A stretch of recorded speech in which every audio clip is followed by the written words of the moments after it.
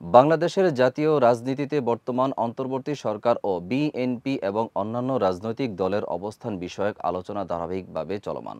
BNP মনে করেন যে অন্তর্বর্তী সরকার যাতে স্থানীয় সরকার নির্বাচন আয়োজনের চেয়ে জাতীয় নির্বাচনে অগ্রাধিকার দেয়, তা অত্যন্ত গুরুত্বপূর্ণ।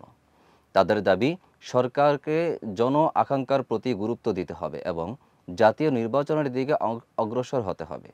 বৈঠকে বিএনপি ও এর সমমন দলের নেতারা সম্প্রতি সময়ে আওয়ামী লীগ সরকারের বিরুদ্ধে আন্দোলনের প্রতিফলন ঘটিয়েছেন এবং তারা একসঙ্গে একটি পরিষ্কার বার্তা দিতে চাচ্ছেন যে স্থানীয় নির্বাচনের মাধ্যমে মূল ইস্যু থেকে দৃষ্টি সরানো হচ্ছে।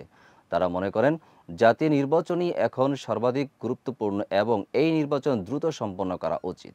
ডেস্ক নিউজে বিস্তারিত জানাচ্ছেন অরণি আক্তার।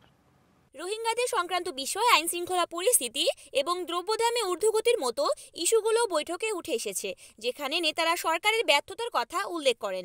ছাত্রনেতাদের ভূমিকা এবং তাদের অর্থায়নের উৎস নিয়েও আলোচনা করা হয়েছে, যা রাজনৈতিক সংগঠনগুলোর মধ্যে একটি বিতর্ক তৈরি করেছে।